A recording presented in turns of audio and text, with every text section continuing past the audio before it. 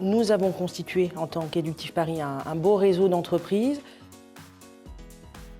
C'était vraiment super le fait de pouvoir rencontrer directement différentes entreprises dans le domaine de l'hôtellerie, de la restauration ou même de l'événementiel directement. C'est toujours bien pour les étudiants de pouvoir découvrir différents secteurs pour pouvoir mieux s'orienter par la suite pour leur stage et avoir des entretiens vraiment individuels. Alors, bien évidemment, les stages sont obligatoires, donc c'est différent que l'on soit en deuxième ou première année. Donc les deuxièmes années démarrent leur stage le 1er avril et à chaque fois ils me disent « ce n'est pas une blague » et ils ont raison. Et pour les premières années, le stage démarre le 1er mai. Pour les deuxièmes années, je complète, le stage est d'une durée minimum de 4 mois, maximale de 6 mois. Et pour les deuxièmes années, un stage de 2 mois. On voit bien que cette école a de bonnes relations avec des entreprises.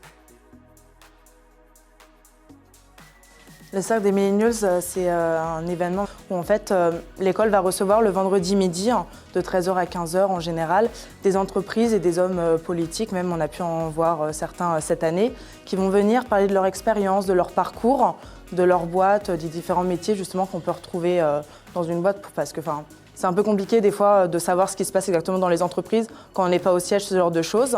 Moi j'ai beaucoup aimé la directrice événementielle de l'Aquarium de Paris. Qui était très intéressante, qui était jeune, qui avait un bon parcours. Quelle est la volonté pédagogique là, de l'école? Quand on parle d'hommes politiques, c'est déjà une éducation à la citoyenneté, bien évidemment. Pour les dirigeants d'entreprises qui viennent, c'est principalement de pouvoir permettre à un public jeune, d'étudiants, de pouvoir faire du réseau, de pouvoir dès à présent se plonger dans un environnement qu'ils vont connaître par la suite, et puis d'apprendre à développer ce qu'on appelle l'esprit critique. Et je suis à chaque fois fortement et agréablement surprise de leur capacité à poser les bonnes questions, et parfois les questions qui fâchent.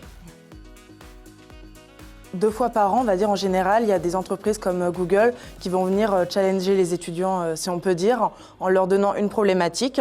Ils se retrouvent en groupe non choisi, vraiment défini par l'école.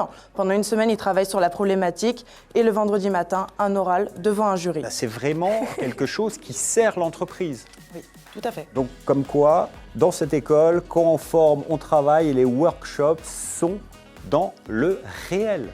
Donc, vous l'avez compris, c'est vraiment une démarche pédagogique différente qui est proposée dans cette école.